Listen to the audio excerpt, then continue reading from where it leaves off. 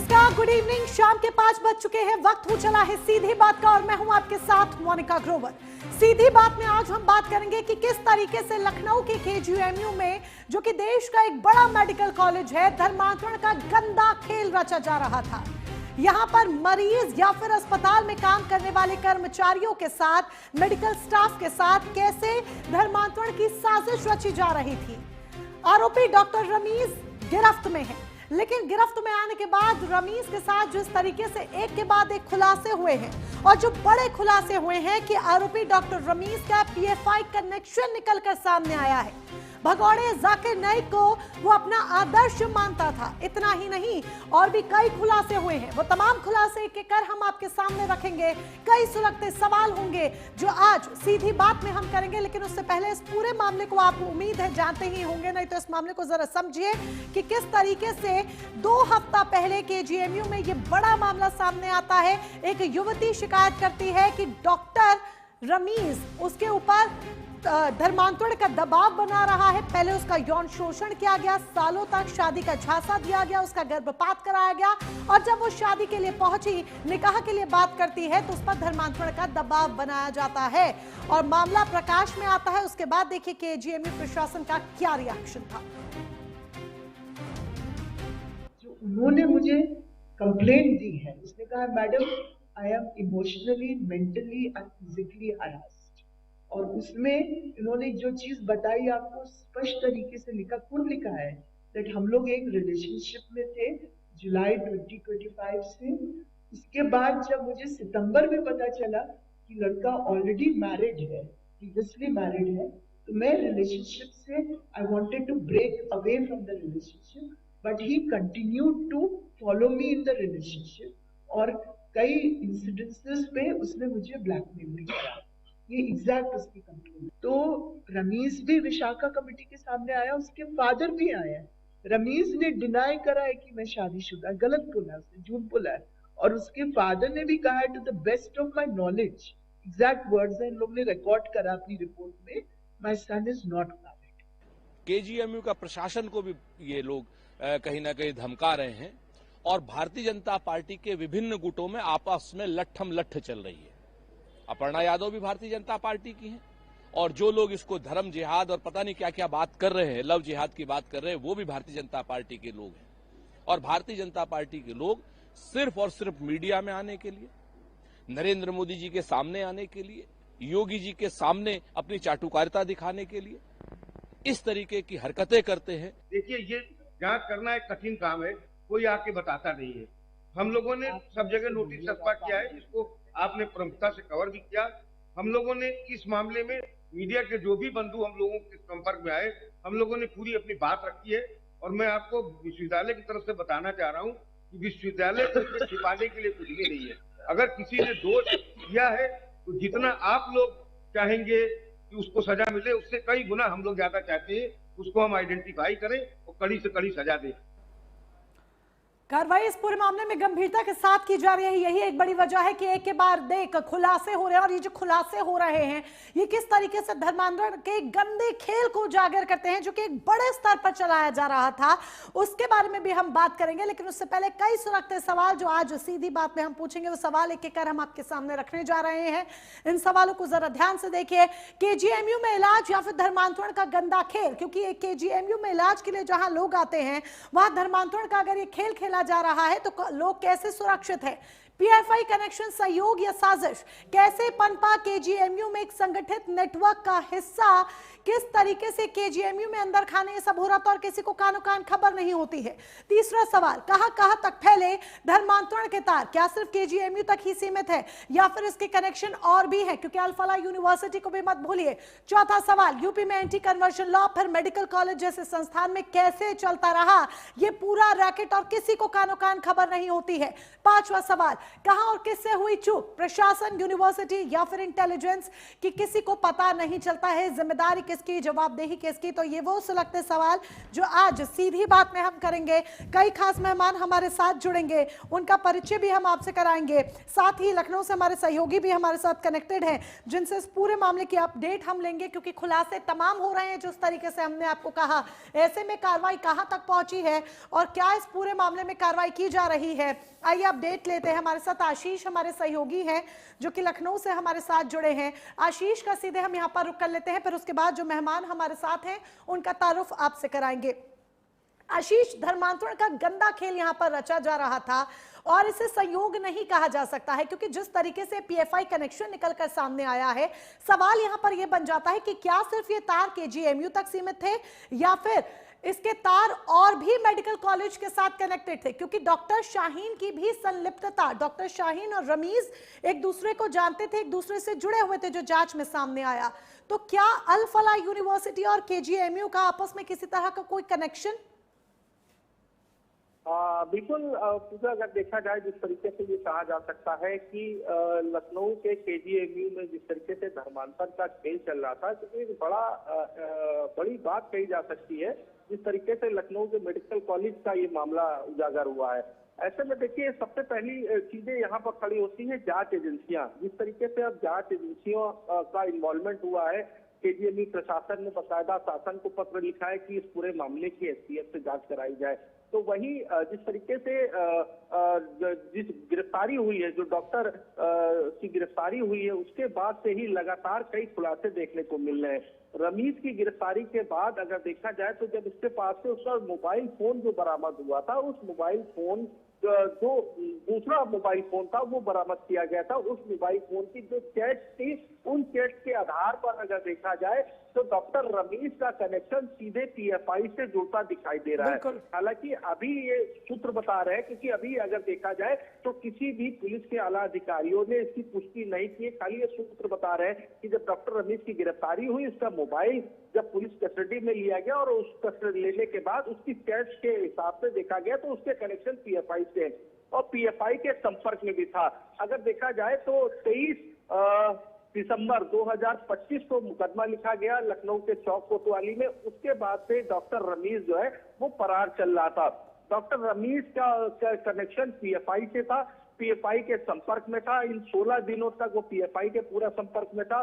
हालांकि अब जिस तरीके से केजीएमयू प्रशासन ने कार्रवाई भी की है डॉक्टर रमीज के ऊपर, लेकिन सबसे बड़ा सवाल ये खड़ा होता है कि दिल्ली बम ब्लास्ट के मामले में जिस तरीके से अब चीजें खुल के सामने आ रही है कि एक बड़ा नेक्सस धर्मांतरण का लखनऊ के केजीएमयू में चल रहा था। मेडिकल की जो छात्राएं थी उनका 15 लाख रुपए और नॉन मेडिकल की छात्राओं का 5 लाख रुपए, ये रेट पूरी तरीके से फिक्स था। ये खुलासा रमीज के पिता ने किया था अपने, जब पिता की गिरफ्तारी इसी तरह का खेल के दौरान। बिल्कुल, ये पूरा पिता ने भी खुलासा किया है कि किस तरीके से रेट यहाँ पर बकायदा डिसाइड थे मेडिकल नॉन मेडिकल स्टूडेंट्स को बरगलाने के लिए, धर्मांतरण उनका कराने के लिए, उनको अपने जाल में फंसाने के लिए। लेकिन सवाल यहाँ पर डॉक्टर शाहीन का भी आ जाता है आशीष, जिस तरीके से यहाँ पर जो लिंक्स है वो डॉक्टर शाहीन से भी जुड़कर आ रहे हैं, जिनकी गिरफ्तारी हो चुकी है दिल्ली ब्लास्ट मामले में। क्या अल फलाह यूनिवर्सिटी का कोई कनेक्शन यहाँ पर दिख रहा है या फिर ये एक तरह का जो जाल था जो ये जिहादियों द्वारा चलाया जा रहा था अलग अलग मेडिकल कॉलेजेस द्वारा या फिर अलग अलग मेडिकल यूनिवर्सिटीज के द्वारा, क्या ये भी एक व्हाइट कॉलर टेरर का पार्ट है? बिल्कुल, देखिए यही मैं बताना चाह रहा था कि ये जो व्हाइट कॉलर का पूरा जो नेक्सस है, लखनऊ की एक यूनिवर्सिटी नहीं है, लखनऊ का केजीएमयू नहीं है, इसके अलावा लखनऊ का इंटीग्रल यूनिवर्सिटी है। साथ ही साथ अगर आगरा की बात कर ले तो आगरा के एसएन यूनिवर्सिटी है, अल फलाह यूनिवर्सिटी है। देखिए ये पूरा अगर देखा जाए जो पूरा मॉड्यूलर जो चल रहा था, ये पूरा बिल्कुल पूरा एक मॉड्यूल यहाँ पर चलाया जा रहा था। और कैसे आपस में यूनिवर्सिटी लखनऊ की केजीएमयू के अलावा एक और जिसका नाम आपने बताया और आगरा का एसएन मेडिकल कॉलेज, यहाँ तक पूरे तार जुड़ रहे हैं। आगे भी अपडेट आपसे लेंगे, लेकिन फिलहाल जुड़ने के लिए धन्यवाद आशीष आपका। और मेहमान भी हमारे साथ जुड़ चुके हैं, उन मेहमानों का भी परिचय आपसे करा देते हैं। राघवेंद्र सिंह चौहान जी हमारे साथ भारतीय जनता पार्टी की तरफ से हैं, डॉक्टर पूजा मिश्रा हमारे साथ समाजवादी पार्टी की तरफ से हैं, महामंडलेश्वर ब्रह्मचार्य परमहंस जी महाराज हिंदू धर्म गुरु हमारे साथ इस चर्चा का हिस्सा है, मतीन खान जी अध्यक्ष है इंडियन मुस्लिम लीग के, वो भी हमारे साथ इस चर्चा का हिस्सा है। और चलिए चर्चा की शुरुआत करते हैं राघवेंद्र सिंह चौहान जी के साथ ही, बीजेपी के प्रवक्ता हमारे साथ हैं। राघवेंद्र सिंह चौहान जी, यूपी में अगर बात की जाए तो एंटी कन्वर्जन लॉ भी है, धर्मांतरण का अभी छांगुर बाबा का केस भी अगर हम देखें तो ज्यादा वक्त नहीं हुआ है, और बावजूद इसके अब ये केजीएमयू का बड़ा मामला प्रकाश में आता है, और कैसे इसके तार जुड़े हुए हैं डॉक्टर शाहीन जिनकी गिरफ्तारी हो चुकी है दिल्ली ब्लास्ट मामले में, और आगरा का एसएन मेडिकल कॉलेज, इन यूनिवर्सिटी से भी जुड़ते हुए, इन कॉलेजेस से जुड़ते हुए भी दिखाई दे रहे हैं। कहां था प्रशासन, क्या कर रहा था, कहां थी सरकार, जो कानो कान किसी को खबर नहीं होती है, न जाने कितने लोगों को बरगलाया गया होगा। जी धन्यवाद। चैनल पर आमंत्रित करने के लिए आपका बहुत बहुत आभार। देखिए ऐसा है, ये नासूर था और नासूर धीरे धीरे अब वो गल गल के निकल रहा है। धर्मांतरण एक बहुत बड़ा मुद्दा है जिसका पिछली सरकारें, हमारे जो पिछले सरकारें थी, वो गंगा जमुनी तहजीब की बात करती, और गंगा जमुनी तहजीब करते करते उन्होंने इस नासूर को पालते पोसते हुए यहां तक ला करके खड़ा कर दिया कि शाहीन जैसी व्हाइट कॉलर, जिसको आप कह रहे हैं, व्हाइट कॉलर का भी नेटवर्क एक तरीके से चालू किया। ये उत्तर प्रदेश की सरकार हो या हमारे देश की सरकार हो, इस पर ध्यान तो तभी से दिया गया कि जब से हमारी सरकारें काबिज हुई। उन्होंने तुष्टीकरण की राजनीति को खत्म किया। इनका तुष्टीकरण और पुष्टीकरण दोनों चलता था। ये धमकाते थे, धमका करके, और प्रशासन जो पिछली सरकारों का था वो सहयोग करता था। आपने देखा होगा कि कानपुर में भी एक कमिश्नर पकड़ा गया था, वो भी धमका करके लोगों राघवेंद्र को, जी, विपक्ष पर जिम्मेदारी टालने से ही क्या सरकार की जवाबदेही कम हो जाएगी? 2019 का मामला सरकार आपकी, तो 2019 का ये मामला जो प्रकाश में आता है, धीरे धीरे वहां से पूरे तार जुड़ते हुए दिखाई दे रहे हैं। ठीक है, 2-3 साल पुराना ये मामला और हाईलाइट होता है। सरकार आपकी, क्या विपक्ष पर टाल देने से आपकी जवाबदेही, आपकी जिम्मेदारी कम हो जाएगी? इससे कहीं किसी का तो फेलियर होगा ना। पालता हूँ।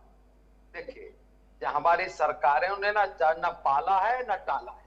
हमारी सरकारों ने उस नासूर को खत्म करने का कार्य किया है। अब जब कोई 70 सालों से इस तरीके की चीज पाली पोसी जाएगी और उनको, उन आतंकवादियों को पाला पोसा जाएगा, ऐसे बैड एलिमेंट्स को पाला पोसा जाएगा जो पीएफआई से संबंध रखते हैं और जिनका की तार समाजवादी पार्टी से भी जुड़ा हुआ है। मैं किस कह देना चाहता, आपकी ऑडियो ब्रेक हो रही है राघवेंद्र जी, सुन पा रहे हैं आप? तो वजह से ये पानित पोषित मामला है, आगे बढ़ता रहा और बढ़ते बढ़ते ये नासूर बन गया। मैंने नासूर को मेरी सरकारों ने काटना शुरू किया। माननीय योगी जी ने इस पर विशेष ध्यान दिया। जब इस तरीके की कोई चीज छुई जाती है तो वो बार बार ये कहते हैं कि साहब आपकी सरकार है। तो हमारी सरकार ताजिंदगी से नहीं चली आ रही, लेकिन हमारी सरकारों ने जहां जहां पर इस तरीके के कोई मामले प्रकाश में आए, चाहे वो केजीएमयू का मामला हो, चाहे वो अल-फराब यूनिवर्सिटी का मामला हो, या यहाँ कानपुर में भी कुछ पकड़े गए जो व्हाइट कॉलर जिनको आप कहती हैं, तो कानपुर में हमारे जो हमें संस्थान है वहां से भी कुछ लोग पकड़े गए। ये पालित पोषित तो थे ही थे, ये आपको मानना पड़ेगा मोनिका जी। निश्चित रूप से हमारा कार्य इस ओर बढ़ चुका है। ये धर्मांतरण का व्यवसाय जो इन्होंने चालू कर रखा था, ये जो धर्मांतरण का रूपांतरण कर रहे थे ये लोग, इसको अब निश्चित रूप से खत्म होने का समय आ गया है। और इसीलिए तड़फड़ा फड़फड़ा रहे हैं कि अब इस तरीके की जो व्यवस्थाएं है वो इस तरीके की व्यवस्थाएं मोनिका जी चलने नहीं दी जाएंगी। और उनको निश्चित रूप से अभी देखा पर यहाँ फेलियर किसका? अगर आप ये कह रहे हैं, अगर आप ये कह रहे हैं राघवेंद्र जी कि विपक्ष का यहाँ पर काम था, विपक्ष की जो सरकारें थी, समाजवादी पार्टी, कांग्रेस, इनके शासनकाल में धर्मांतरण का ये पूरा खेल पनपा, अगर आप ये आरोप लगा रहे हैं, ये बात कहते हैं, लेकिन अभी मौजूदा जो ये मामला सामने आया है, इसके पीछे किसका फेलियर मानेंगे? किसी का तो फेलियर होगा ना। अभी तो दोनों तरफ डबल इंजन की सरकार आपकी है, हर तरफ आप ही छाए हुए हैं, तो अभी किसका ये फेलियर है? अभी तो किसी की जिम्मेदारी बनेगी ना। देखिए, जिम्मेदारी बनेगी और जिनकी जिम्मेदारी बनेगी उनको जिम्मेदारी के साथ जेल भी जाना होगा। ये बाबा योगी आदित्यनाथ की डबल इंजन की सरकार है मोनिका जी, मेरी बहन। मैं आपको बता देना चाहता हूं स्पष्ट रूप से कि जो भी जिम्मेदार बना है, जो भी जिम्मेदार इसमें हुआ है, या इस तरीके की कुकृत्य करने की, घृणित कार्य करने की, इस तरीके की जिसने हिमाकत की है, वो निश्चित रूप से जेल की सलाखों के पीछे गया है। चाहे वो किसी का भी कार्यकर्ता हो, चाहे वो किसी भी दल का हो, वह या किसी भी दिल का हो। दिल से इस तरीके के कार्य जो करने वाले लोग हैं, उनको हम दिलों की उनकी जगह जहां पर है, जो उनके दिल में बसता है, जेल में भेजने का कार्य कर रहे हैं। और निश्चित रूप से ये भी बहुत बड़ा जो स्कैंडल सामने आया है, जो यूनिवर्सिटी में इस तरीके का विभत्स कांड कर रहे थे, उन डॉक्टरों के ऊपर भी कार्रवाई की जा रही है और कार्रवाई की जा रही है। राघवेंद्र जी का कहना है। डॉक्टर पूजा मिश्रा जी समाजवादी पार्टी की तरफ से हमारे साथ है। डॉक्टर पूजा मिश्रा जी, मुझे राघवेंद्र जी की बात रिपीट करने की मुझे लगता नहीं कि जरूरत है, आपने अच्छी तरीके से उनका पूरी बात सुन ही ली होगी। आरोप वो यहाँ पर विपक्ष की पूर्व की सरकारों पर लगा रहे हैं, जहां पर वो सीधे कह रहे हैं कि पूर्व की सरकारों में यहाँ पर धर्मांतरण का गंदा खेल पनपा, और ये वही का बीज है जो आज पेड़ बनकर हमारे सामने है, और लगातार इस तरह के मामले सामने आ रहे हैं। क्या रिएक्शन इस पर आपका? और समाजवादी पार्टी, दूसरा सवाल, समाजवादी पार्टी की तरफ से अभी मुझे कोई ऐसा स्टेटमेंट सामने नहीं आया जहां पर हम ये कहें कि विरोध जमकर किया जा रहा है या कुछ। क्या क्या स्टेटमेंट है आपका पार्टी की तरफ से? मोनिका जी, पहली बात तो जो है, जो भाजपा के प्रवक्ता अभी भाषण दे रहे थे, आपने सुना ही होगा, अकाउंटेबिलिटी के नाम पे कुछ नहीं लिया। इनकी सरकार है, इन्होंने कहा कि ये समाजवादी पार्टी की सरकार में बीज थे। चलिए ठीक है, हम मान लेते हैं कि कहीं पे कोई चिड़िया उड़ती हुई आई, बीज गिरा करके चली गई, हम जानते हैं ऐसे ही पेड़ बनते हैं। तो फिर इनको खाद पानी देने का काम किसने किया? आपको छांगुर बाबा का ही पता होगा, तो छांगुर बाबा ने जो महल बनाया था 2022 में बनाना चालू किया, महल बनाया, इनकी सरकार थी। अभी जिसकी आप बात कर रहे हैं, जो KGMU से जिस तरीके से, हालांकि जांच चल रही है, जांच पे कंफर्मेशन निकल करके आएगा, वहां पर भी जो है ये 2019 से चल रहा था। जिस PFI की बात कर रहे हैं मोनिका जी, वो 2022 में बैन था। जब 2022 में उसको पूरी तरीके से, मैं उन पे नहीं जा रही कि अलग अलग राज्यों ने अलग अलग कई बार जो है PFI पे कई अलग अलग तरह की कार्रवाई की, पर 2022 में केंद्र सरकार की तरफ से बड़ी स्ट्रॉन्ग कार्रवाई हुई थी PFI पे, और PFI को बैन कर दिया गया हुआ था। जब PFI पे बार बार ऐसा देखने को मिला कि वो गतिविधि में पाया जाता है जो कि अनलॉफुल है, आपको पता है UPU के तहत जो है उसको बैन किया गया हुआ था, तो वो सक्रिय कैसे रहा? फिर जितनी भी हमारी एजेंसीज हैं, वो एजेंसी शांतिपूर्वक कैसे पड़ी रहे? और अभी इन्होंने कहा कि धर्मांतरण जो है, तो मुस्लिम कर रहा है, जो धर्मांतरण का कर रहा है, तो वो क्या लीगल हो जा रहा है? और वहीं पे जब इनके मंत्री हैं, आपको पता होगा रघुराज प्रताप सिंह, वो क्या कह रहे होते हैं? वो कह रहे होते हैं कि जाइए हिंदू लड़के, आप 10-10 मुस्लिम लड़कियों को लेकर के आइए, हम आपको नौकरी देंगे, आप 10 मुस्लिम लड़कियां लाइए, हम आपको नौकरी देंगे। अगर उत्तर प्रदेश में या देश में अभी तो कानून है कि आपके पहले से ही कानून एग्जिस्ट करता था, किसी को फोर्सफुल्ली लालच दे करके धर्मांतरण नहीं करा सकते। कोई अगर अपनी इच्छा से करना चाहे तो कर सकता है। उत्तर प्रदेश में भी अभी सदन ने लॉ भी पास कर दिया हुआ है। उसके बावजूद धर्मांतरण को लेकर के लॉ बना हुआ, आपके खुद के मंत्री इस तरीके के बयान देते हैं और आप वहां पे कुछ नहीं कह रहे होते हैं। और इतना बड़ा फेलियर अगर आप देखने को मिल रहा है, तो PFI ये पहली बार नहीं हो रहा है मोनिका जी। इससे पहले भी जब जो है वेस्ट बंगाल में धर्मांतरण का मामला सामने आया था, तब भी PFI का नाम आया हुआ था।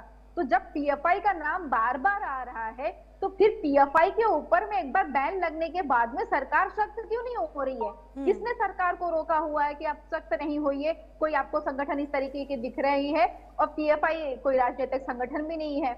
तो ये मोनिका जी सरकार की जिम्मेदारी बनती है, इस तरीके की जो गतिविधि इनके नाक के नीचे। हम दो ही एग्जांपल, तीसरा एग्जांपल फिर उत्तर प्रदेश का। सोचिए उत्तर प्रदेश में क्या चल रहा है। उत्तर प्रदेश में आपको ध्यान होगा कि इलाहाबाद की बच्ची केरला से भाग करके जैसे तैसे खुद बच करके आकर के, नाबालिग बच्ची, उसने कंप्लेन किया था उनकी जो है ह्यूमन ट्रैफिक जो की जा रही थी, उस ट्रैफिक से वो खुद निकल करके आई थी। उसने कंप्लेन किया, तब पता चला कि इतना लंबा चौड़ा नेक्सस चल रहा था कि उत्तर प्रदेश से लड़कियां लेकर के जाई जा रही थी केरला, फिर केरला से उनको विदेशों में भेज दिया जा रहा था। तो आप देखिए कि इतने पूरे केंद्र की जो बात चल रही है, बॉर्डर्स की बात चल रही है, वहां पे सरकार किस हद तक एक्टिव है? सरकार पूरी तरीके से फेल हो रखी है, एजेंसी पूरी तरीके से फेल हो रखी है। और ऐसा क्यों हो रहा है मोनिका जी? क्योंकि हम लगातार देख रहे हैं कि जो हमारी एजेंसीज हैं उनका फेलियर होता है, और फेलियर होने पे हमारे जो गृह मंत्री महोदय होते हैं, जो जिम्मेदार पद पे होते हैं, वो आकर के कह देते हैं कि आई एम सॉरी, ये हमारा फेलियर, हम इसको एक्सेप्ट करते हैं। पूजा मिश्रा जी साफ कह रही है राघवेंद्र जी, यहाँ पर एजेंसीज का फेलियर है, एजेंसीज का फेलियर है कि ये बड़ा मामला प्रकाश में नहीं आया। पीएफआई बैन है, बावजूद इसके कई मामलों में पीएफआई का नाम और कनेक्शन बार-बार सामने आता है। जिनकी कमियां होती है ना, उनपे जिन पे कमियां, जो कमी पाई जाती है, जो रेस्पॉन्सिबल होते हैं ना, अगर उनके ऊपर कार्रवाई हुई होती ना, तो इस तरीके के मामले नहीं निकलते रहते। पता तो चलता कि भले गेंद वापस आप ही के पाले में राघवेंद्र जी आ गई है कि पीएफआई बैन है, बावजूद इसके तमाम ऐसे मामले कैसे सामने आ जाते हैं जहां पर पीएफआई कनेक्शन निकलकर सामने आ रहा है। क्या सख्ती की कमी या फिर कहां कमी रह जा रही है? इंटेलिजेंस फेलियर क्या है कि लगातार इस तरह के मामले सामने आ रहे हैं, रुकने का नाम नहीं ले रहे? और ये जो मामला सामने आया है ये और भी ज्यादा गंभीर इसलिए हो जाता है क्योंकि यहाँ पर रमीज, डॉक्टर रमीज का जो लिंक है वो डॉक्टर शाहीन से निकला, जो दिल्ली टेरर ब्लास्ट में आरोपी है, जिसे गिरफ्तार किया गया है। मैं राघवेंद्र जी इस पर आपका जवाब लूंगी, लेकिन पहले मतीन खान जी का रुख करना चाहूंगी। मतीन खान जी अध्यक्ष इंडियन मुस्लिम लीग के हमारे साथ जुड़े हुए हैं। मतीन खान जी, जहां तक मुझे जानकारी है, अगर मैं गलत हूं तो आप मुझे ठीक कर दीजिएगा, कुरान में ये साफ लिखा हुआ है कि इस धर्मांतरण के लिए किसी को भी अपना धर्म परिवर्तन करने के लिए भी किसी पर जोर जबरदस्ती नहीं की जा सकती है। तो फिर लगातार इस तरीके के मामले सामने आना और केजीएमयू में ये बड़ा मामला सामने आना, जहां पर एक डॉक्टर जिसके ऊपर समाज को सुधारने और समाज का इलाज करने, ठीक करने, लोगों का इलाज करने की जिम्मेदारी है, वो कैसे धर्मांतरण के खेल में संलिप्त था? क्या टेक है इस पर आपका? देखिए, सबसे बुनियादी बात यह है कि किंग जॉर्ज मेडिकल यूनिवर्सिटी जो है वहाँ पर तमाम मरीज जाते हैं, इलाज होता है, और वहाँ जा करके जब भारतीय जनता पार्टी की अपर्णा यादव और उनके गुंडे ले जा करके वहाँ पर इस तरह का उपद्रव करते हैं, और केजीएमयू प्रशासन ने एप्लीकेशन दी है कि भाई इनके खिलाफ मुकदमा दर्ज किया जाए, इनको गिरफ्तार किया जाए, मगर शासन और प्रशासन सारे लोग मौन बैठे हुए। मतलब कोई इनमें मानवता नाम की कोई चीज नहीं है। भारतीय जनता पार्टी और उनके तमाम लोग, जो लोगों ने जाके वहां गुंडई की है, बवाल काटा है, वहां पर लोग मरने वाले हालत में जाते हैं। जहां पे आप देखिए जाकर के मेडिकल कॉलेज में हर तरफ तराही तराही, हर आदमी परेशान होता है। कोई वहां पर जश्न और पार्टी मनाने नहीं जाता है, वहां लोग अपने मरीजों को लेकर के जाते हैं और मरीजों को दुख दर्द के लिए हर आदमी परेशान रहता है, और वहां जा करके इनके लोग गुंडाई करते हैं और केजीएमयू प्रशासन एफआईआर करता है। अभी तक एफआईआर दर्ज नहीं हो रही है। मतीन खान जी, ये जो मामला आप उठा रहे हैं, प्रशासन ठीक है ये, लेकिन मुझे मेरे सवाल का जवाब नहीं उठा। अगर आप ये मामला उठा भी रहे हैं, सहमत है कि उनको एफआईआर ना हो, वो गुंडाई करते रहे जाकर के? नहीं, मैंने ये नहीं कहा कि गुंडाई करते रहे, मैंने कहा प्रशासन उस पर कार्रवाई करेगा। आप ये जो मामला उठा रहे हैं, राघवेंद्र जी से इसका जवाब ले लिया जाएगा, लेकिन मुझे मेरे सवाल का भी जवाब चाहिए। ये सारे के सारे लोग सिर्फ पॉलिटिसाइज कर रहे हैं, राजनीति खेल रहे हैं और लोगों को प्रोवोक करने का काम कर रहे हैं। तो धर्मांतरण का खेल नहीं होगा केजीएमयू में? त्रिपुरा में आज मुसलमानों के घरों को, दुकानों को और मकानों को आग लगाई जा रही है। नहीं, जबरदस्ती धर्मांतरण का ये खेल केजीएमयू में यानी नहीं रचा जा रहा, रचा जा रहा है या नहीं रचा जा रहा, आप मुझे ये बता दीजिए। राजनीति हो रही है, आप वहाँ की राजनीति को समझिए। वहाँ विशाखा कमेटी की जो रिपोर्ट आई है उसको देख लीजिए। आप ये आपने पीएफआई का कलेक्शन किया, मीडिया ट्रायल करा रहे हैं, भारतीय जनता पार्टी के लोग मीडिया ट्रायल करा रहे हैं, आप भी उसमें ट्रैप हो गई हैं। कानपुर में देखिए, दलित बच्ची के साथ जिस तरह से अत्याचार जुल्म हुआ, उसकी जो इससे आप मुझे अच्छा, आपका ये कहना है कि अगर आप मीडिया ट्रायल, हम मीडिया ट्रायल में ट्रैप हो गए हैं, ये सारी बातें अगर आप कह रहे हैं, तो क्या उस युवती का बयान झूठा है जिसने डॉक्टर रमीज को लेकर आरोप लगाए हैं? क्या उस युवती का बयान झूठा है? क्या केजीएमयू में धर्मांतरण का खेल रचा जा रहा है या नहीं रचा जा रहा है? क्या आप इस मामले से इनकार कर रहे हैं कि केजीएमयू में ऐसा कुछ है ही नहीं है? जो वहाँ किया उसका रिपोर्ट आप देखिए, आपने नहीं देखी? सर जो सारी रिपोर्ट देख ली, KGMU का युवती के विज्ञापन बयान भी कमेटी सुन बनाई लिए, गई थी, FIR भी देख उसमें ली। क्या लिखा हुआ है? आप मुझे ये उसकी रिपोर्ट बताइए, देखिए आपने आप कितना मुझे है? ये बताइए, कानपुर में आप जो मामले दलित से बच्चे इनकार का कर रहे जो हैं सामूहिक मतीन खान जी, दुष्कर्म मतीन हुआ है, खान जी, उसके अगर आप ये FIR कह रहे में हैं कि इस FIR मामले को लगाया है, पॉलिटिसाइज किया जा रहा है, साहब ने फटकार लगाई है। मतीन अरे खान ये जी भी सुनिए तो मेरी तुम बात, देखिए आप। सुन लीजिए, ये सुन भी तो लीजिए, देखिए सुन कि एक लीजिए। मेडिकल कॉलेज, जो मेडिकल कॉलेज है, कश्मीर का मेडिकल कॉलेज बंद होने पर ये लोग गेरुआ पहन करके जश्न मना रहे हैं।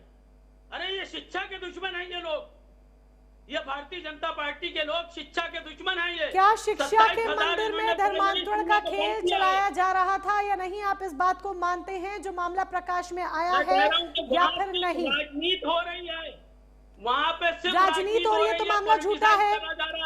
अरे आप मुझे क्लियर शब्दों में जवाब दे दीजिए ना मतीन खान जी, आप कह रहे हैं राजनीति हो रही है, पॉलिटिसाइज किया जा रहा है, सुन नहीं रहे? मैं कह रही हूँ राजनीति हो रही है, पॉलिटिसाइज किया जा रहा है। अगर आप कह रहे हैं तो क्या इस मामले से आप इत्तेफाक नहीं रखते? इस मामले को आप झूठा कह रहे हैं। के लिए वो गुंडों को लेकर के गए थे, ये नहीं पूछा जाएगा? आपने एक बार भी नहीं पूछा। अभी अरे पूछ वहाँ लेती पर हूँ। मेडिकल कॉलेज है, वहाँ जाकर गुंडे आपकी करेंगे। शिकायत भी दूर कर देते हैं। अपर्णा यादव को लेकर भी राघवेंद्र सिंह जी से सवाल करेंगे अभी। मतीन खान जी सुनिए, आप सुन लीजिए पहले, आपकी ये शिकायत भी दूर करते हैं राघवेंद्र सिंह जी से। अभी अपर्णा यादव को लेकर, माफी चाहेंगे, अपर्णा यादव को लेकर अभी सवाल किया जाएगा, आपके सामने ही सवाल किया जाएगा, आप जुड़े हुए हैं। क्या सरकार पर क्वेश्चनिंग नहीं हुई? बिल्कुल क्वेश्चनिंग हुई है। और अगर आप पॉलिटिसाइज कह रहे हैं कि मामले को किया जा रहा है, तो कौन पॉलिटिसाइज कर रहा है? मैंने तो पूजा जी को बकायदा कहा कि आप लोगों की तरफ से कोई स्टेटमेंट नहीं आ रहा, कुछ नहीं आ रहा, कोई इस मामले पे कुछ बोल नहीं रहा। अगर कोई बोल रहा हो, आरोप लग रहे हो, तो पॉलिटिसाइज होगा ना। वन साइडेड पॉलिटिसाइज कैसे हो जाएगा? दूसरा आपके अकॉर्डिंग, अच्छा मुझे हाँ ना में सब जवाब दे दीजिए। नहीं मतीन खान जी रुक जाइए, नहीं आप कुछ भी बोलिए, आप कुछ भी बोलिए, मेरी सुन लीजिए पहले, सुन लीजिए एक सेकंड पहले। आप मुझे काम कीजिए, सवालों की पूरी लिस्ट दीजिए, मैं राघवेंद्र जी से आपके कहे सारे सवाल पूछूंगी। मैं आपको डंके की चोट पे कह रही हूँ, एक एक वर्ड टू वर्ड में सारा सवाल पूछूंगी जो आप कहेंगे, लेकिन आप मुझे सिर्फ हाँ या ना में पहले जवाब दे दीजिए। मतीन खान जी, केजीएमयू में धर्मांतरण का खेल चल रहा था, आप इससे इत्तेफाक रखते हैं या नहीं? हाँ या नहीं, स्वीकार कर रहे हैं या नहीं? ये सिर्फ राजनीतिक बवंडर किया जा रहा है मुस्लिम डॉक्टर को टारगेट करने के लिए। आपने सीखा है, इसके अलावा कुछ नहीं है। यस और नो? Nothing else. जांच हो रही है, जांच के बाद और पता चल यस जाएगा। और नो? सारे पत्ते खुल जाएंगे। भारतीय जनता पार्टी के लोग पत्ते तो जांच के बाद खुलेंगे और पत्ते खुलना शुरू हो गए हैं, पत्ते खुलना शुरू हो गए हैं। लेकिन अगर आप मामला स्वीकार ही नहीं कर रहे हैं, आप मामला स्वीकार ही नहीं कर रहे हैं, या तो मतीन खान जी आप बता दीजिए कौन सी जांच हुई है, किस जांच रिपोर्ट में? आप मुझे मामला का जांच चल रही है, जांच चल रही है, हमने बकायदा प्रशासनिक बयान भी दिखाए, सब दिखाए, रिपोर्ट्स आपको मैं व्हाट्सएप भी करवा दूंगी हमारी टीम से। आप अगर मामला स्वीकार ही नहीं करेंगे तो बात अलग है। आप जांच को अपने चैनल पे चला दीजिए ना। जांच भी अपने चैनल पे चला देते हैं। जांच को चैनल पे पूरा दिन भर खबरें चल रही हैं, दिन भर खबरें चल रही हैं, दिन भर खबरें चल रही हैं। मैं आपको सारी खबरों का लिंक भेज दूंगी डिजिटली। आप बात से इत्तेफाक रख ही नहीं रहे हैं, आप सिर्फ बात को घुमा रहे हैं। और महामंडलेश्वर, ठीक है मैं लौटूंगी आपके पास, रुकिए। महामंडलेश्वर ब्रह्मचार्य परमहंस जी महाराज हिंदू धर्म गुरु भी हमारे साथ इस चर्चा में जुड़ चुके हैं। महाराज जी मैं आऊंगी आपके पास, लेकिन इससे पहले एक छोटे से ब्रेक का यहाँ पर वक्त हो चला है। एक छोटा सा ब्रेक के उस पार भी ये चर्चा लगातार जारी रहेगी, जहां पर आरोप ये लग रहे हैं कि मामले को पॉलिटिसाइज किया जा रहा है और जानबूझकर इस मामले को राजनीतिक रंग देने की कोशिश की जा रही है, जबकि इस मामले में राजनीतिक तड़का तो लगता दिखाई ही नहीं दे रहा है। और कैसे ये व्हाइट कॉलर टेरर, क्योंकि यहाँ पर भी व्हाइट कॉलर टेरर ही कहेंगे, व्हाइट कॉलर टेरर का खेल फिर से उजागर हो गया है और धर्मांतरण यहाँ पर कराया जा रहा था, अवैध तरीके से दबाव बनाया जा रहा था, एक गंदा खेल उजागर हुआ है। इस पर आगे भी होगी चर्चा, कौन कौन इसमें संलिप्त, कौन कौन इसमें शामिल, तमाम बातों पर चर्चा होगी। इससे पहले वक्त छोटे से ब्रेक का। क्या केजीएमयू में सिर्फ डॉक्टर ही नहीं बल्कि मरीजों को भी टारगेट किया जा रहा था? पीएफआई बैन है, बावजूद इसके ये पूरा नेटवर्क आखिर कैसे जिंदा है? कैसे एक के बाद एक मामले ऐसे सामने आ रहे हैं जहां पर पीएफआई कनेक्शन भी निकलकर सामने आ रहा है, जिस तरीके से केजीएमयू के इस मामले में निकलकर सामने आया। जवाबदेही यहाँ पर किसकी बनती है, किसकी जिम्मेदारी यहाँ तय होती है, ये वो तमाम सवाल, और कैसे धर्मांतरण के इस गंदे खेल पर लगाम लगेगी, ये वो तमाम सवाल है जो आज सीधी बात में हम कर रहे हैं। आइए अपनी चर्चा को आगे बढ़ाते हैं। हमारे साथ राघवेंद्र सिंह चौहान जी हैं, बीजेपी का पक्ष रखने के लिए। डॉक्टर पूजा मिश्रा हमारे साथ समाजवादी पार्टी की तरफ से हैं। महामंडलेश्वर ब्रह्मचार्य परमहंस जी महाराज हिंदू धर्मगुरु हमारे साथ इस चर्चा का हिस्सा हैं, अभी अभी हमारे साथ जुड़े हैं। मतीन खान जी अध्यक्ष हैं इंडियन मुस्लिम लीग के हमारे साथ। आप सभी खास मेहमानों का एक बार फिर से स्वागत। चर्चा को आगे बढ़ाते हुए महाराज जी, सीधे मैं आपका रुख करूंगी। धर्मांतरण का ये गंदा खेल जिस तरीके से रचा जा रहा था, जो खुलासा हुआ है केजीएमयू में, हालांकि मतीन खान जी कह रहे हैं कि इस मामले को राजनीतिक तौर रूप पे रंग दिया जा रहा है, इस मामले को जानबूझ के पॉलिटिसाइज किया जा रहा है। ये कितना बड़ा गुनाह है कि किसी का धर्म परिवर्तन कराया जा रहा है, जबरन उस पर दबाव बनाया जा रहा है, और कब तक ऐसे ही हिंदू शिकार होता रहेगा, लगातार उन पर धर्म परिवर्तन या लव जिहाद या किसी और तरीके का जिहाद, इस तरह के मामलों में उनको धकेला जाएगा। हरिओम, नमो नारायण। मोनिका जी, ये हिंदुओं का धर्मांतरण तो ईसा से 15वीं शताब्दी पूर्व शुरू हो गया था, जब जज नाम का एक जो है स्थापना हुई थी, सबसे निकल के चला था। इस देश में सबसे बड़ी बात यह है कि हिंदू सो रहा है, और ये जो मतीन खान अभी बोल रहे थे, इसे कहते हैं अलकटिया, अपने आप को एकदम बेचारे से दिखाकर लिपटी छिपी बातें करना। इस देश में जब तक मदरसे नहीं हटेंगे, शिक्षा से इनको नौकरी और इनको एडमिशन देना बंद नहीं किया जाएगा, योग्यता से नहीं। एक मुझे आप भी बता दीजिए, अब्दुल हमीद को छोड़कर, कि जिसने इस देश में कोई आविष्कार किया हो, आप अब्दुल कलाम का नाम मत लीजिएगा, वो पूरा ग्रुप की बात है, और जिसने इस देश में वो उत्थान में योगदान दिया हो। अगर पॉलिटिक्स में बात करेंगे तो वो हमारे उपराष्ट्रपति थे, उन्होंने भी जाते जाते रायता सलाह दिया था। हिंदू लड़कियां सबसे ज्यादा पत्नी विता बौद्धिक स्तर पर तेज होती हैं, ये अपनी नस्ल सुधारने के लिए उनको जो है धर्मांतरित करते हैं। अगर आपने धर्मांतरण होता है ना, तो दो तरफा होना चाहिए। क्या कभी आपने मुस्लिम लड़कियों को हिंदू लड़कों को लेकर भागते सुने? एक का एग्जाम्पल छोड़ दें। ये सारा का सारा इतना चक्रव्यूह चल रहा है, विदेशी फंडिंग, एनजीओ पर जब तक लगाम नहीं लगेगी, इनका जो इकोसिस्टम है इतना भारी है, एक पकड़ जाता है दूसरा आ जाता है। आपको ध्यान होगा, गोरखपुर में एक अस्पताल है, बीडी अस्पताल, उसमें बच्चों की जापानी बुखार से मौत होती थी, और वहां पर एक डॉक्टर कफील खान नाम का डॉक्टर हुआ करता था। 80-80 300 डॉक्टर बच्चे मर जाया करते थे। जब से उसे निकाल कर बाहर खड़ा करा, एक हिंदू बच्चा नहीं मरा।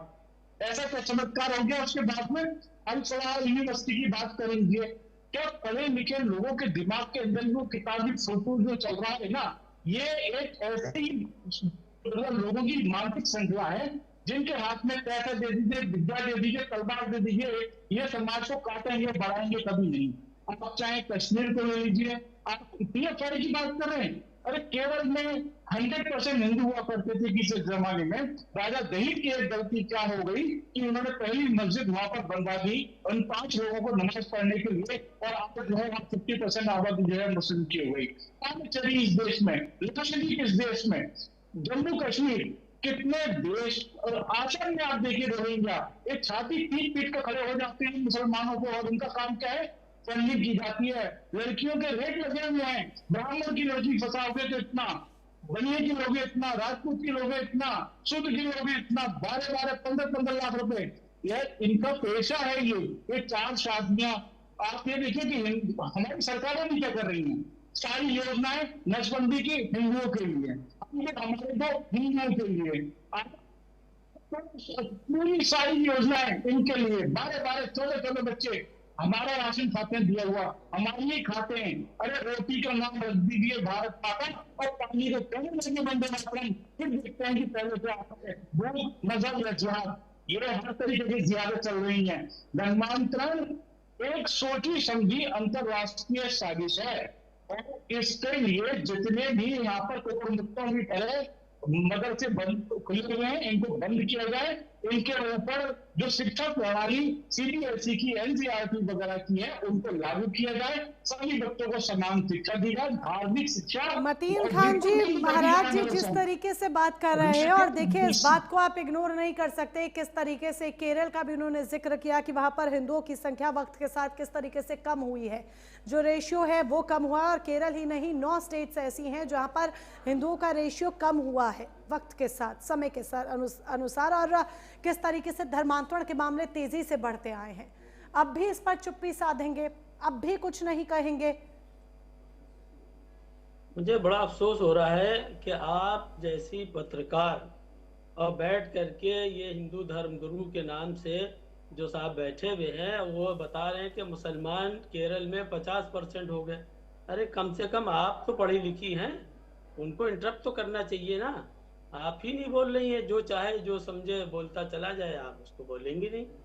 उसके बाद जिस अंदाज में ये कह रहे हैं कि ये हो रहा है वो हो रहा है, वहाँ आज भी करीब 25% मुसलमान हैं, और ये बता रहे 50% मुसलमान हैं, तो ये अच्छी बात नहीं है।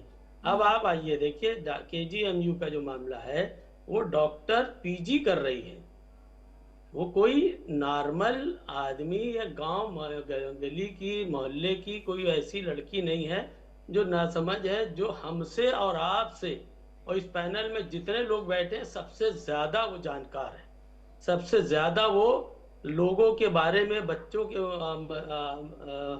इंसानों के बारे में जानती है, समझती है, पहचानती है। और वो साथ में रहते हैं, साथ में रहने के बाद लिव इन रिलेशनशिप में रह रहे थे। अब वो हुई अनबन हुई, शादी के बाद भी अनबन होती है, लोग एक दूसरे पे आरोप लगाते हैं। अच्छा। 4-4, 10-10 साल लोग शादी के में रहते हैं, शादी के बंधन में, और उसके बाद में जब नाराजगी होती है तो वो कहते हैं कि लड़की वाले हमेशा ये लगाते हैं आरोप कि साहब वो दहेज की मांग कर रहे थे और मारते थे और पीटते थे, और बच्चे भी हो गए, फिर भी लोग जो है इस तरह का वो करते रहते हैं कि साहब ऐसा कर रहे थे, वैसा कर रहे थे। ये एक ट्रेंड है, लिहाजा इस ट्रेंड को लेकर के ये भारतीय जनता पार्टी ने खास करके ये इस चीज को लेकर के आई है, और इसको सिर्फ और सिर्फ पॉलिटिसाइज कर रहे हैं, सिर्फ राजनीतिक फायदा उठाने के लिए। ये सारे के सारा प्रशासन की बाइट है हमारे पास। मतीन खान जी सुनिए, प्रशासन की तरफ से बकायदा बयान दिया गया है, वो बयान दिन भर हम टीवी पे चला भी रहे हैं, और ये 2 हफ्ते पहले जैसे ही मामला प्रकाश में आया तब भी बयान दिया गया था। उन्होंने बकायदा बताया है कि यहाँ पर धर्मांतरण, उसके साथ अवैध तरीके से दबाव बनाकर लड़की का कराने की कोशिश की जा रही थी। उसके बाद जब ये मामला प्रकाश में आता है, एफआईआर दर्ज होती है, डॉक्टर रमीज भाग जाता है, जगह जगह 2 हफ्ते तक वो इधर उधर लगभग भागता रहता है। उत्तराखंड, उत्तर प्रदेश, जगह जगह दबिश दी जाती है। उसके बाद अब जब वो पकड़ में आया है, पूछताछ की जा रही है, जांच आगे बढ़ाई जा रही है, तब ये खुलासे हो रहे हैं। तो क्या आपको ये लगता है कि इसको राजनीतिक रंग देने के लिए, जिस तरीके से आप कह रहे हैं, मैं आप ही की बात पर कह रही हूँ, आप ही की बात पर कह रही हूँ, राजनीतिक रंग देने के लिए झूठे आरोप हैं ये सब? खुलासा कर रहा है, ये कोई जांच रिपोर्ट नहीं खुलासा कर रही है। ये जो आप जो भी कह रही हैं, अभी सब कुछ जांच होगी, जांच होने के बाद कोर्ट में मैटर जाएगा, कोर्ट देख लेगा कि क्या है क्या नहीं है। ये बेवजह का सिर्फ ये लव जिहाद को लेकर के ये बेमुफ्त लिल्लाही का कि मैं तो समझता हूँ किंग। चलिए मैं आपकी इस बात को भी मानती हूँ, चलिए मतीन खान जी मैं आपकी इस बात को भी मान लेती हूँ, मैं आपकी इस बात को भी मान लेती हूँ कि कोर्ट में पहले पूरी जो रिपोर्ट है वो जाने देते हैं। चलिए मैं इस बात को भी मानती हूँ, आप कहते हैं तो चलिए इंतजार करते हैं, कोर्ट में ये पूरी रिपोर्ट जाने दीजिए। पर क्या ये धर्मांतरण के मामलों को आप सही ठहराते हैं कि अवैध रूप से धर्मांतरण कराना, किसी पर दबाव बनाना, क्या इस्लाम इन तमाम चीजों की इजाजत देता है? जबकि जहां तक मैंने आपको कहा कि मुझे जानकारी है कि कोई भी धर्म किसी भी तरीके से दबाव तो नहीं सिखाता, कम से कम, और मुस्लिम धर्म भी ये नहीं सिखाता। नहीं, मजहब इस्लाम किसी भी तरह के किसी भी शख्स हो अपने बच्चे को भी टॉर्चर नहीं करने की इजाजत देता है, तो दूसरे का तो सवाल ही नहीं उठता कि हम अपने बच्चे को भी जो है एम्फेसाइज नहीं कर सकते कि आप जो है ये करें, आप नमाज पढ़ें, आप वो करें। उसको मारपीट और वो नहीं कर सकते, उसके ऊपर भी फोर्सली कुछ नहीं कर सकते, तो दूसरे को जबरदस्ती धर्म में ले आना, मैं समझता हूँ इतनी मासूम वो डॉक्टर साहिबा नहीं है जितना कि आप लोग बैठ करके टीवी पे ट्रायल करके उसको मासूम बनाने की कोशिश अच्छा, कर रहे हैं। ऐसा कुछ युवती नहीं। को, डॉक्टर को हम मासूम बनाने की अगर कोशिश कर रहे हैं तो बीते वक्त में भी अगर हम देखें जिस तरीके से धर्मांतरण के तमाम मामले सामने आए, कितने मामले सामने आए हैं, मुझे नहीं लगता यहाँ पर पूरा डाटा यहाँ पर रखने की जरूरत है। और अगर आप कहेंगे तो पूरा डाटा भी मैं निकाल कर रख दूंगी। आप छांगूर बाबा का ही केस क्यों ना देख लीजिए, छांगूर बाबा का ही केस देख लीजिए, लेटेस्ट सामने आया। तो क्या हर एक को क्या यही तो होता है ना मतीन खान जी, इस बात को आप स्वीकार नहीं कर रहे कि किस तरीके से बरगलाया जाता है, किस तरीके से झांसे में लिया जाता है। पूजा मिश्रा जी कुछ कहना चाह रही है जी। पूजा मिश्रा जी, मोनिका जी आपने छांगूर बाबा का नाम लिया कई बार, तो मुझे लगता है कि छांगूर बाबा के केस के जमाने में जो जज थे वो हिंदू थे, तो जज का अनुयायी था जो वहां पे जाकर के केसेस की फाइल दबा रहा था, वो हिंदू था। तो जो क्राइम कर रहा होता है उसको क्रिमिनल कहा जाए तो ज्यादा बेहतर रहेगा। और अगर इस तरीके के मामले सामने निकल करके आ रहे हैं तो इसके लिए जो है सरकार जिम्मेदार होती है। बताइए जो छांगूर बाबा कैसे पलपा। आपको पता है कि जो उसने जब संपत्ति ली हुई थी वो जो वहां के जज थे हिंदू थे, मैं नाम भूल जा रही हूँ, जो जज के जो है वहां पे अर्दली था उसकी वाइफ थी, उसके नाम पे लिया था, वो भी हिंदू थे।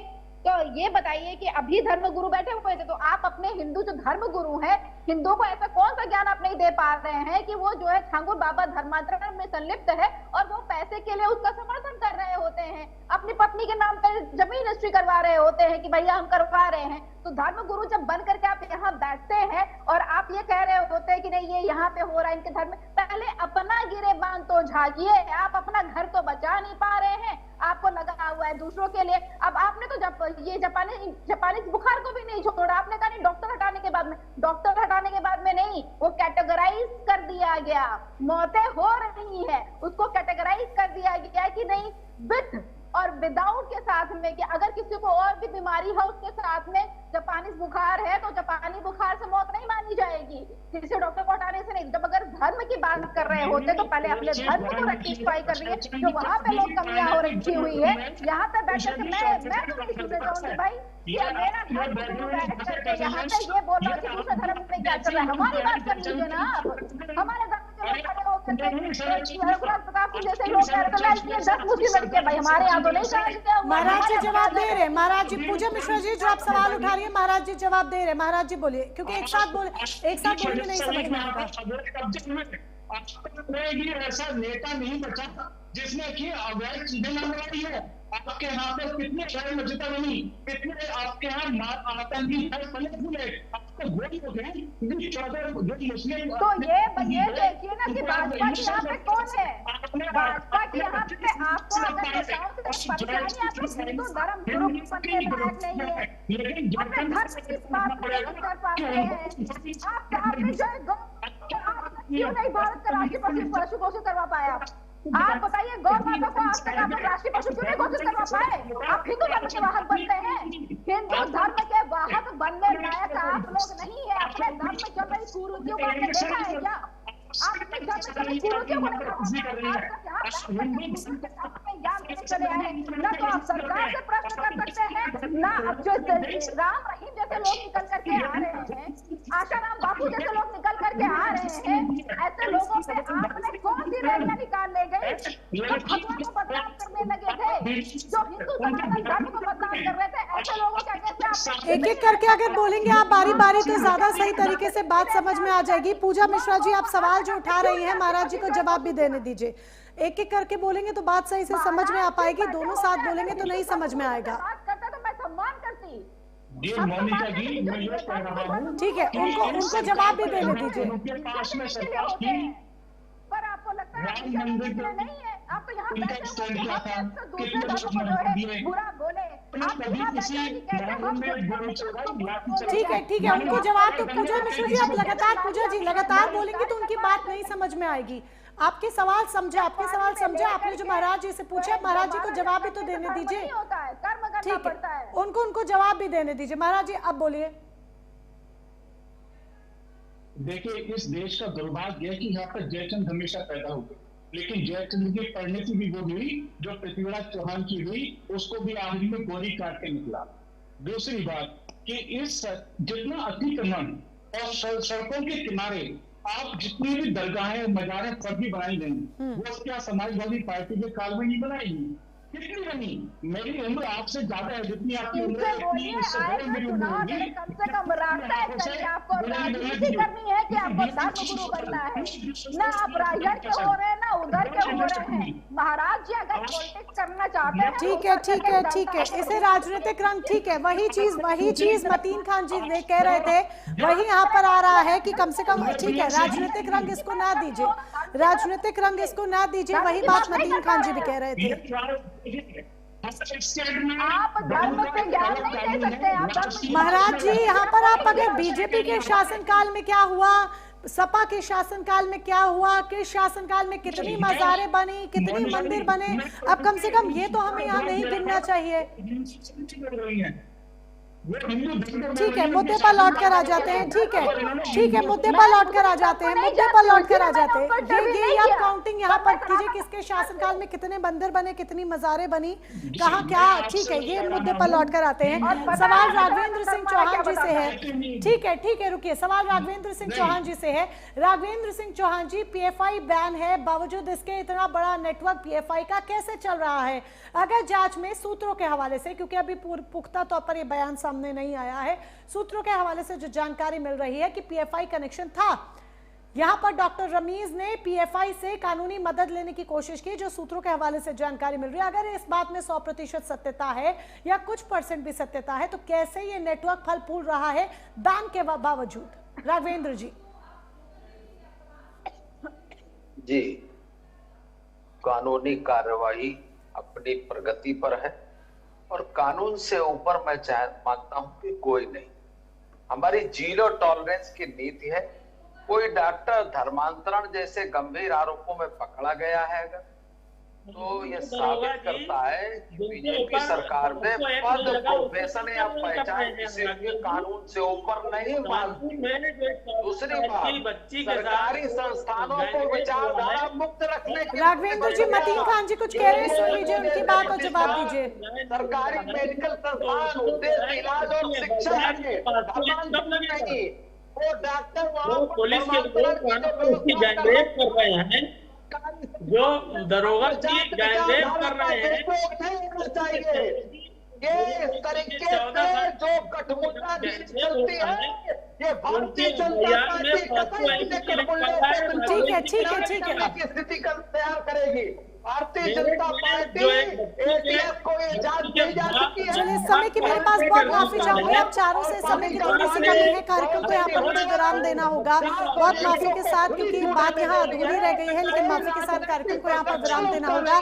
आप सभी ने अपना समय दिया, उसके लिए बहुत बहुत धन्यवाद आपका। सवाल यहाँ पर यह आके खड़ा हो जाता है कि एक आरोपी या फिर पूरा नेटवर्क, सिर्फ केजीएमयू या फिर इसके तार और भी जुड़े हुए थे, जिस तरह से हमारे सहयोगी ने भी जानकारी दी कि आगरा का एसएन मेडिकल कॉलेज भी इसमें जुड़ा हुआ है, वहां तक इसका नेटवर्क फैला हुआ था, और कौन कौन इसमें संलिप्त है, कैसे धर्मांतरण का ये गंदा खेल यहां पर मेडिकल कॉलेज के भीतर चलाया जा रहा था। एक एक और खुलासे अभी होने बाकी हैं, जैसे जैसे जांच आगे बढ़ेगी। फिलहाल सीधी बात में बस इतना ही।